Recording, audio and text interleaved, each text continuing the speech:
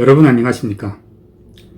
오늘은 정말 오랜만에 여러분들과 함께 김일성의 항일투쟁사 속에 아주 큰 특대의 거짓말 하나를 파고 들어가보는 그런 시간을 가지도록 하겠습니다. 일단 본론으로 들어가기에 앞서 잠깐만 오늘날 북한에서 아주 유명한 핵명 가극 하나를 소개해 드리겠습니다. 이 가극을 조금만 한 몇십 초쯤 영상으로 보도록 합시다.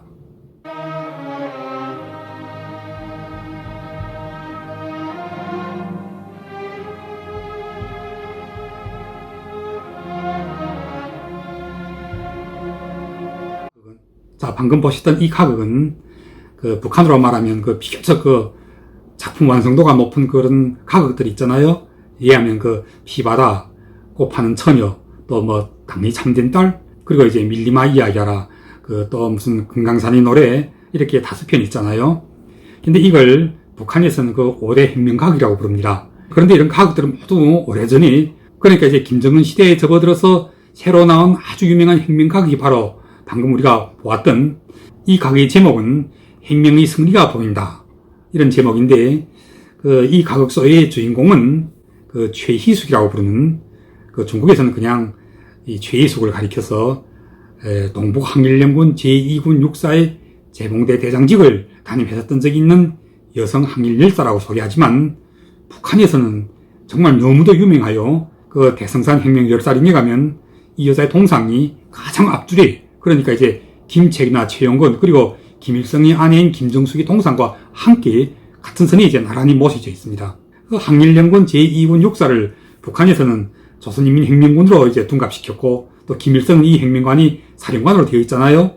최근에는 이 김일성의 회고록 세계와 더불어가 한국에서도 이제 공개 발행되어서 아무나 다 사볼 수 있다고 하니, 이 회고록 속에 제7권 20장 6절에 여투사들의 혁명절개라는 이런 장절에서 바로 이 최희숙에 대한 이야기를 소개합니다. 아마 인터넷상에서도 이제 검색이 될 거예요. 이 최희숙이 김일성 부대의 제공대 대장이었고, 후에 이제 1941년에 이제 토벌대와의 한 차례 전투에서 이제 포로되었는데, 이 회고록 속의 교대에 의하면 토벌대의 포위를 돌파하다가 다리에 관통상을 입고 붙잡히게 되었는데, 이때 토벌대 놈들이 최희숙에게서 김일성의 종족을 알아내기 위하여 고문을 들이댔는데, 그 고문 과정에서 이제 최희숙의 두 눈을 뽑아냈다는 거예요. 그런데 이제 두 눈이 뽑히고 나서도 이제 아직 죽지 않고 살아있었던 이 최희숙이 뭐라고 이제 외치냐면, 나에게는 지금 눈이 없지만 나는 혁명의 승리가 보인다고 외쳤다는 거예요. 북한에서 제작한 회고록 영상본 가운데 이 부분의 내용을 우리가 잠깐 함께 들어보도록 합시다. 최희숙은 포위 속에서 그만 다리에 관통상을 입고 적들에게 붙잡히었습니다. 적들은 비밀을 뽑아내려고 그에게 말이나 글로서는 다 표현할 수 없는 무지막지한 고문을 들이댔습니다. 나중에는 그의 두 눈까지 뽑아냈습니다. 그러나 그 어떤 고문과 위협도 최희숙의 성적 같은 절개를 꺾을 수는 없었습니다. 그는 죽음을 앞두고 이렇게 부르짖었습니다. 나에게는 지금 눈이 없다. 그러나 나에게는 혁명의 승리가 보인다. 여투사의 이 외침 앞에서 혼비백산한 적들은 최희숙의 심장까지 도려냈습니다. 자, 방금 들어보셨겠지만 전투 중에 생포된 한 여전사, 토벌대 놈들이 이제 그를 고문할 때 생눈을 뽑았을 뿐만 아니라, 그래도 죽지 않으니까 이제 악이 돋은 이 토벌대 놈들이 이번에는 이 여전사의 가슴을 가르고 심장까지 도려냈다는 것이 아닙니까? 북한의 이 유명한 핵명가극, 혁명의 승리가 보인다는 이 가극 제목도 바로 최희숙의 외침을 가지고 지은 것이거든요. 그런데 이제 기가 막힌 것은 북한에서 만들어낸 이 거짓말에다가 근거를 두고 있는 최희숙의 이야기들이 이외에도 또 여러 가지 판본들이 존재합니다. 특히 중국의 연변에서는 한때 최희숙이 눈을 뽑히고 또 심장까지 도려냈을 뿐만 아니라 당시 최희숙이 임신 중이었는데 토벌대가 이제 배까지 가르고는 아기를 끄집어내서 죽였다는 거예요. 이렇게 점점 더 지독하고 혹독하고 잔인하게 이제 과장함으로써 일본군 토벌대에 대한 증오심을 한층 유발시키는 데는 한몫했을지 몰라도, 만약 조금이라도 이제 제대로 된 상식을 가지고 있는 사람이라면 의심을 하지 않을 수가 없는 것입니다. 혹시 그때 최희숙을 고문하면서 생눈을 뽑아내는 현장에 함께 있었던 토벌대 가운데 어떤 생존자가 혹시 이렇게라도 증언했으면 또 모르겠어요. 이건 정말 누가 보더라도 100% 꾸며낸 거짓말이 아닐 수가 없는 것입니다. 그런데 이와 같은 거짓말들이 북한에서만 있은 것이 아니고 중국에서도 꽤 많았습니다. 가장 대표적인 것이 그 유명한 조일만이라고 부르는 중국어로는 이제 쪼이만이라고 부르는 그 여성 항일 영웅이 있는데 이분 나이도 아마 최희수가 비슷할 거예요. 조일만은 1905년생이니까 조일만이 나이가 한 4살 많군요. 하지만 조일만은 그 1936년에 이제 붙잡혀서 죽었고, 그때 처형당할 때 나이가 31살이니까 최희숙도 이제 41년도에 붙잡혀서 사망할 때 나이가 아마 30살일 거예요. 그러니까 이제 이 두 여자가 죽을 때 나이가 비슷하죠. 그런데 이 조일만은 중국에서 너무나도 유명해요. 북한으로 놓고 말하면 그 최희숙 맛잡이에요. 영화로도 만들어지고 드라마로도 만들어지고 또 책으로도 숱하게 소개되었어요. 그런데 이제 중국에서는 이제 후에 어떤 자가 전문적으로 그 조일만이 그 하얼빈 헌병대 감옥에서 고문당할 때 이 여자가 이제 나이가 30살이니까 여자로서는 그 한창 나이잖아요. 그 고문받는 과정에서 그러니까 이제 일본 헌병대의 그 취조관들이 조일만에 대하여 고문할 때 전문적으로 그 가슴, 그 젖가슴과 성기 부분을 어떻게 이제 학대하면서 그 고문했다는 그 과정을 어찌나 자세하게 묘사했던지 이 조일만이 손녀가 천홍이라고 부르는데 이 손녀가 법에 소송을 한 거예요. 뭐라고 소송했냐면 일본군이 이제 자기 외할머니 그 조일만에 대해서 진행했던 고문 과정에서 특별히 뭐 성기 부분에 대한 그런 고문은 다 거짓말이라고 말입니다. 그러니까 이제 법원에서는 고소장을 접수한 뒤에 이제 직접 그 역사학자들을 불러서 이방인에 대한 조사 연구를 진행하였고 많은 증거 자료들, 왜냐하면 그때 조일만을 직접 붙잡아서 취조했던 그 당사자들이 해방 후에 그 살아있었을 뿐만 아니라 중국의 그 무슨 그 전쟁 범죄자 감옥에서 이때의 사실을 교대하면서 남긴 진술서들이 다 있어요. 그래서 이제 이런 진술서들까지 다 가지다가 조회해 본 뒤에 법원에서 어떤 판결을 내렸냐면 일본군이 조일만에 대하여 특히 그 성기 부분에 대한 그와 같은 고문 행위는 실제상 존재한 적이 없었다고 그렇게 판결한 거예요.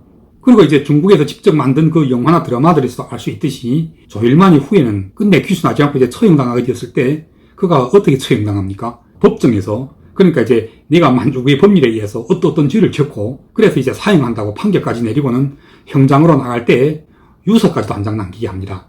그리고 이제 그 유서 내용에는 무슨 구절도 들어있느냐면 이 유서가 이제 그 조일만이 자기 아들에게 쓴 것인데 엄마는 이제 반만 항일한 죄로 죽게 되었다고. 그러니까 이제 만주국을 반대하고 일본에 항거한 죄 때문에 이제 자기는 죽게 된다는 이런 내용의 유서도 만주국에서, 그러니까 당시 사법당국이 이런 유서를 찢어서 없애버리지 않고 그대로 자료로서 보관해뒀기 때문에 만주국이 다 망해서 없어진 뒤에도 이 유서가 바로 그 조일만의 아들한테 전해질 수가 있었던 거예요. 자, 그러니까 조일만이 이렇게 처형당했던 때가 1936년인데 이때는 만주국이 일본으로부터 이제 사법권을 양도받았고 직접적으로, 그러니까 이제 형식적으로나마 한창 그 법치주의 국가를 표방하고 있던 때였거든요. 그런데 하물며 최희숙이 붙잡혔던 때는 그로부터 5년 뒤인 1941년의 일입니다. 이때의 만주국은 이미 자기들 그 만주국 경내에서 항일 세력들을 거의 다 소탕하였고 김일성도 이제 몇몇 살아남은 부하들과 함께 소련으로 다 철수한 뒤였어요. 그리고 이제 그때 미처 철수하지 못하고 사로잡혔던 사람들은 일단 귀순만 하면 그들을 모조리 다 사면해 주었어요. 그리고 이제 설사 끝까지 귀순하지 않고 반항하였더라도 일단 포로됐을 경우에는 절대로, 그러니까 이제 전투 중에 그 토벌대에게서 현장에서 이제 즉결 사살되었거나 또는 그런 경우를 제외하고는 이제 포로되어서 당지 그 사법기관에 넘겼을 경우에는 아주 그 법대로 처리했던 것입니다. 그러니까 이제 북한에서, 그리고 이 김일성의 회고록에서 이제 그 생눈을 뽑혔을 뿐만 아니라 심장까지 도려내고, 그리고 또 이제 그것도 모자라서 이제 일본군 토벌대가 그 임신 중이었던 최희숙이 배까지 가르고 아직 세상에 태어나기도 전에 어린 아기를 꺼내서 죽였다고 소개하고 있는 이런 정말 어처구니 없는 이런 시뻘건 거짓말들, 그 실제 사실은 과연 어땠을까요? 자, 지금부터 제가 그 사실의 원형을 복원해 드리겠습니다. 이미 중국에서는 1981년에, 그러니까 이제 올해가 2021년이니까 1981년이면 정확히 40년이 되는군요. 이미 40년 전에 중국에서, 특히 우리 연변에서 이름을 리광인이라고 부르는 이런 조선족 역사학자가 이 최희숙의 남편을 찾아낸 거예요. 이름이 박원춘인데 제가 지금 사진으로 보여드릴게요. 자, 이 사진 속의 오른쪽이 이 노인입니다. 그리고 이 노인과 함께 찍은 이 사진 속의 왼쪽의 분이 바로 우리 그 조선족의 그 유명한 역사학자 이광인 선생이고요. 그때 이광인 선생이 직접 박원춘이 살고 있던 집까지 찾아갔었는데 이 박원춘은 김일성이 회고록에서도 이제 최희숙을 소개할 때 그 이름이 직접 언급됩니다. 바로 이 박원춘이 그때 직접 그 증언을 남겼고 이광인 선생이 이제 그 증언들을 기록하였습니다. 그 증언 내용에 의하면, 그러니까 이제 이 최희숙이 그 전투 중에 포로되었잖아요. 토벌대들은 이제 전투 중에 포로되었던 최희숙이 총상을 입었기 때문에 바로 그 이제 지방 사법당국에 넘겼어요. 이 최희숙이 남편을 만났던 그 역사학자 이광인 선생이 아마 그분 본인도 최희숙이 무슨 생눈을 뽑히고 가슴에서 이제 심장까지 도려내고 속으로는 이제 반신반의했던 거예요. 그래서 이제 최희숙이 남편을 만나자 바로 그 생눈을 뽑은 이야기부터 물었다고 합니다. 그랬더니 이제 이 최희숙이 남편이 그러니까 이제 박원춘 노인이 벌쩍 뛰더랍니다. 어이 무슨 정신 나간 소리를 하느냐고. 최희숙이 죽은 다음 자기가 직접 가서 시체를 보았고 그때 보니까 최희숙이 눈을 뜨고 죽었길래 자기가 이제 눈을 쓸어서 이제 감겨 죽었다는 거예요. 그러니까 이제 이게 어떻게 된 경우냐면 최희숙이 그때 포로되고 나서는 바로 그 당시 만주국의 그 포로 관련 법에 의해서 지방사법당국이 이송되었는데 그때 이제 그 부상당한 포로들은 일단 간도성 지방법원에서 통일적으로 간도성 제2성립병원에 입원시켜서 치료부터 시켰습니다. 그 간도성 제2성립병원이 바로 용정에 있었기 때문에 최희숙이 용정에서 치료받았습니다. 그래서 이제 이 병원에서 감시받으면서 치료받는 한편 당시 그 경찰부문에서 취조를 진행했는데 그때 이제 최희숙이 아마 가족관계를 대라고 하니까 남편 박원춘 이름을 댔던 것 같아요. 근데 이 박원춘은 1926년에 최희숙과 결혼한 뒤에 한 5, 6년쯤 같이 살다가 후에 최희숙이 1932년에 이제 혁명을 한다고 팔도고 유격구로 들어가면서 이제 헤어졌어요. 그로부터 이제 최희숙이 붙잡힌 것이 1941년이니까 거의 9년 동안 소식을 모르고 지냈던 것입니다. 그래야 이제 박원춘과 최희숙은 사실상의 그 이혼 상태나 다름이 없었고 그 사이에 박원춘은 이미 시야로 장가까지 들었던 것입니다. 그리고 이제 최희숙도 사실상 그 포로되었을 때 임신 중이었다고 했잖아요. 그러니까 남편이 있은 거예요. 그 김일성의 항일부대에 또 다른 유명한 여성혁명가 이계순이라는 여자가 있는데 이 여자가 1937년에 이미 장백현에 있어 사망했습니다. 이 여자의 당시 남편이 후에는 이제 아내가 죽고 나서 최희숙이가 또 살았던 거예요. 그러니까 이제 이 박원춘과 최희숙은 1932년에 갈라진 뒤로 박원춘도 새로 장가갔고 최희숙도 역시 그 이계순의 훈 남편과 결혼식을 올리고 제각기 이제 다른 사람들과 살았던 것입니다. 그러다가 이제 최희숙이 포로되었고 곧 처형당하게 되었을 때 당시 사법당국에서는 최희숙이 가족관계를 확인하는 과정에서 최희숙이 아마 원래 남편이었던 그 박원춘 이름을 댔기 때문에 처형하기 직전에 이제 이 두 사람을 만나게 했던 것입니다. 이 박원춘 노인이 그때 이제 최희숙과 만나던 그 과정을 이제 아주 생생하게 증언했는데 그 증언 내용 한 토막을 제가 여기서 읽어드릴게요. 이 증언은 바로 그 박원춘 노인을 직접 만났던 이광인 선생이 기록한 것입니다. 박원춘 노인이 그때 일을 이렇게 증언하고 있어요. 1941년에 용정서 통지가 왔어. 연필로 쓴 용정 총용사관의 호출장이었지. 병원에서 희숙이를 만났더랬는데 그가 먼저 손을 내미니 나도 손을 내밀어 악수를 하였다. 헌데 후처 김현숙이, 그러니까 이 김현숙이란 여자가 아마 박원춘이 후에 새로 장가들었던 그 여자죠. 후처 김현숙이 아이를 얻고 뒤따라와서 야단치는 바람에 나는 어쩔 줄을 몰랐어. 총각이라던 것이 무슨 처가 있느냐며 말이오. 그래도 희숙이가 어린이더구만. 그는 나의 후처를 보고 나는 살지 못할 사람이 떠들 필요까지야 있겠느냐면서 위안하는 것이었어. 그리고는 동태를 살피는 놈들을 욕하기 시작하는데 아주 경결했어. 면회는 한 5분쯤 걸렸을까? 말도 별반 못하였어.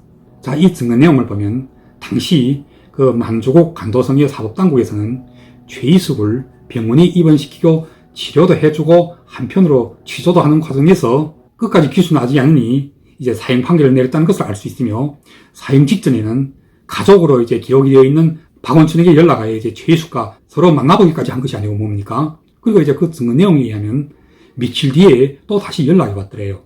이미 처형이 집행되었으니 이제 와서 시체를 가져다 묻으라더래요. 그래서 이제 그때 이 박원춘 노인이 이제 시체를 가지러 가보니까 시체에 아주 깨끗한 옷이 새로 입혀져 있었고 그 최희숙은 눈을 뜨고 죽었길래 박원춘이 이제 자기가 직접 눈을 내리쓸어서 감겨주었을 뿐만 아니라 시체를 가져다가 이제 용정에 있는 그 공동묘지에 묻었다고 해요. 그러다가 후에 이제 박원춘 노인이 살고 있었던 그 용암동인지 봉림동인지 당시 그 용정현 지신향 경내에 있는 그 대대마을인데 그곳으로 이제 유골을 이장했고 그러다가 이제 후에는 연길에서 아마 북한에서 사람을 보냈을 거예요. 어떤 부문에서 와서 최희숙이 뼈를 가져갔다는 거예요. 아마도 지금 짐작해보면 북한에서 이제 직접 최희숙의 유골을 가져간 것이 아닌가 하고 짐작할 수 있는 것입니다. 때문에 제가 보기에는 그 틀림없이 북한에서 최희석이 무슨 생눈을 뽑히고 뭐 심장까지 도려내겠다니 뭐냐 하는 이런 거짓말들이 다 사실이 아니라는 것을 북한에서 아주 잘 알고 있을 거예요. 그런데 그럼에도 불구하고 처음 이런 거짓말을 만들어낼 때는 그야말로 토벌대의 잔인함, 그리고 항일 여투사들의 절개를 구가하기 위하여 어떻게 해서라도 좀 더 잔인하고 비참하게, 그래서 이제 여기에 속아버린 인민들이 더더욱 분노하고 더더욱 이런 투사들이 생명까지 바쳐가면서 충성했던 김일성 장군이라는 이런 온통 거짓말 투성이로 점철되고 또 미화되어버린 이런 인물에게 모두 충성하지 않으면 안 된다는 그와 같은 목적하에서 이런 거짓말들이 지금도 계속 진행되고 있는 것입니다. 그리고 이런 거짓말들이 한두 개도 아니고 온통 말 그대로 이 해고로 1권에서부터 8권까지 따닥따닥하게 아주 덕지덕지하게 들러붙어 있는데도 그걸 그대로 원전 출판해서 한국의 국민들이 요즘은 다 사서 마음대로 읽어볼 수 있는 그런 황당한 세상이 지금 온 거예요. 너무 길게 이야기한 것 같은데 곧 마무리를 하도록 하겠습니다. 마지막으로 한 몇 마디만 더 보탠다면, 지금 정말 제가 이런 거짓말들을 하나하나 밝혀주지 않으면 한국의 국민들, 특히 요즘의 그 한국 젊은이들이 과연 여기에 속아 넘어가지 않을 만큼의 그런 수준들을 정녕 가지고 있기는 한지 제가 의구심을 가집니다. 독일이 히틀러의 자선에 1,500개나 되는 주석을 일일이 다 달아서 세상에 내놓았던 것처럼 이 김일성의 회고록에 대해서도 과연 이와 같이 사실들과 전혀 부합하지 않는 그런 거짓말들에 대해서는 주석을 달아드릴 필요가 있는지 없는지 한번 묻고 싶습니다. 그럼 오늘 방송은 여기까지 하겠습니다. 감사합니다.